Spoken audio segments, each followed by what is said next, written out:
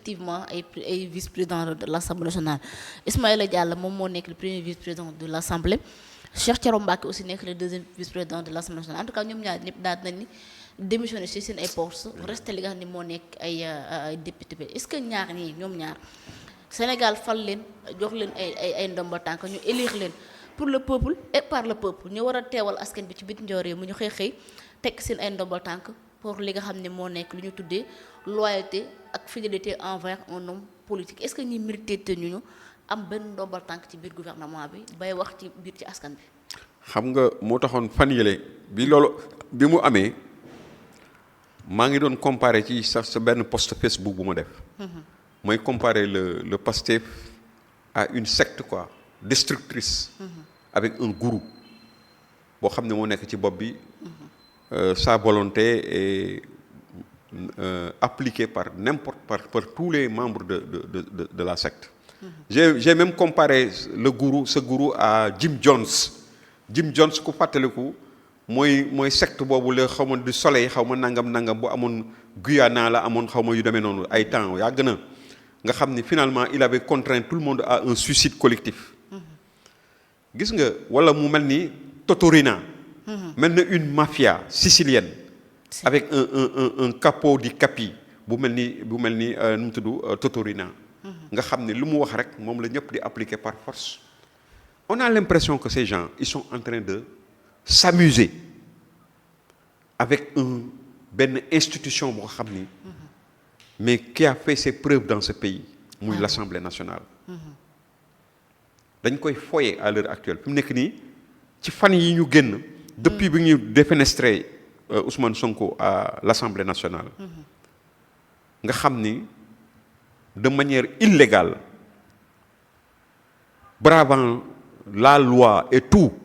dañ ko jël quand on parle de réintégration je ne suis pas d'accord c'est pas une réintégration.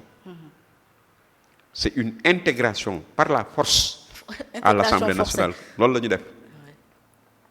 parce que Ousmane Sonko n'a jamais été député en réalité. il n'a jamais été xam nga être député bala ngay mën a nekk député ñu installé la comme député. mais Ousmane Sonko c'était un premier ministre du Sénégal bu jiitee benn liste électorale ci liste législative ba ñu fal leen seen ñu gagné élection yi ñoom mu war a mën a ñëw démissionné ji ca postu premier ministre am ñëpp constaté ni dem na démissionner en tant que premier ministre. ñëw assemblée nationale ñu installé ko comme député à l'Assemblée nationale. président de la république taxawalaat beneen gouvernement yëkkati darajay premier ministre takkalaat ko. mu doogoo ni man kat damay tegandi sama poste député. dem wuy ji président. liggéeyal ko ba fa liggéey ba yam ma mën a dellu siwaat nekkaat député. loolu déggees na ko loolu nanguwoo nit mën na ko nangu loolu mooy yoon. mais yow bañ la defee premier ministre démissionné woo. kenn installé wu la à l'Assemblée nationale comme député takkuloo raaya Sénégal comme député ñu toog ca ña ñu doon toog ni diw nga ñëw toog ni président ñu ne la député nga nangam amul ci Ousmane Sonko. ku ko am élément boobu na ko génne n'est-ce pas. donc nga ñëw taxaw boole ci de surcroît ñëpp dégg la nga taxaw ci diggu kanamu ñëpp ne dama ñëw fii tey pour démissionner. n'est-ce pas moom nag noonu la ko yàlla bindee. bu tayee bu waxee lii tey bu ëllëgee mu wax leneen. loolu ñu def ñoom jeu boobu ñu def.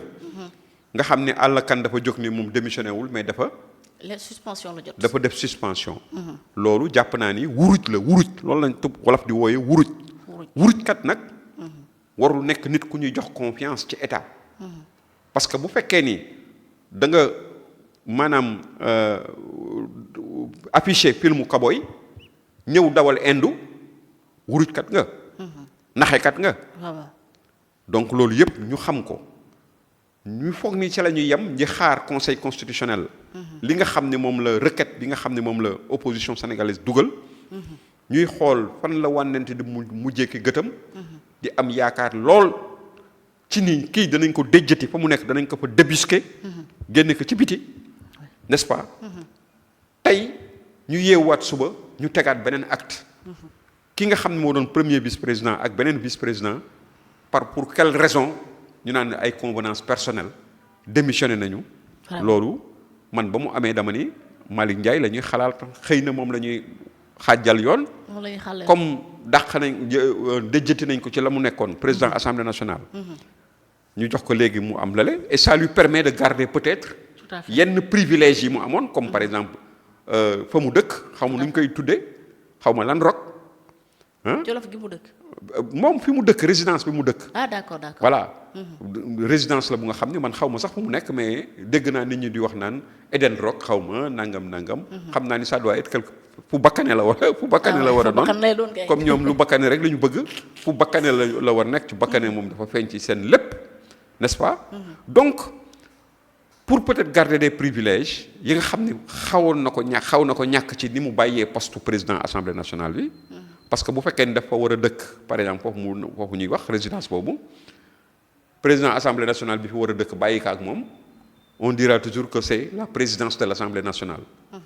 n'est-ce pas je ne sais pas su fekkee ne moom lañ fay tambab de en tout cas bu ñu ko tabee moom loolu rek lay mën a indi.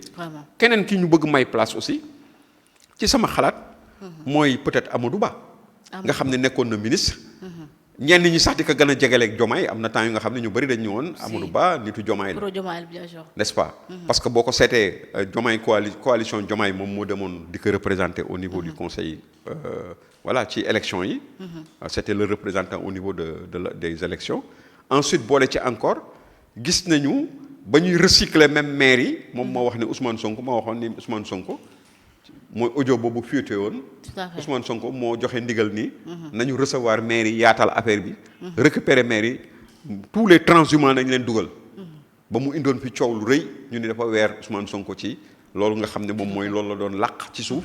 di jël ay maire te moom tey mi ngi naan ay recevoir ay maire taxul nangam alors que moom on se rappelle ci veillu élection législative yi moom moo doon recevoir maire yi moo doon joxe ndigal pour ñu recevoir maire yi pour te dire que ces gens là xam nga lan moo leen ñor seen bopp moo leen ñor. donc nag on attire l'attention du chef de l'État et du gouvernement actuel.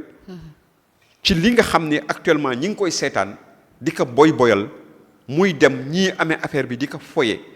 mel ni comme dañu nekk ci benn affaire bu nga xam ni ba titre foncier boo xam ni dañ ko donn ci seen ay waajur alors que institution la bu nga xam ni jaamu sénégalais yi lañ fa war a nekkee. ñoom ñu taxaw fa di fa def seen maanaam lu leen neex. loolu vraiment il faut qu'ils arrêtent. c'est pas acceptable. est-ce que du président tas assemblée aussi. du président tas assemblée. mais daf ko war a xam nga fi mu nekk nii man je pense que dafa war a tas assemblée nationale. il doit xaw ma ban naka lay def ci lu nga xam ni yoon maye na ko mais même sans assemblée nationale mu tas ko. moom il n'a pas amul maanaam soxlawu leen.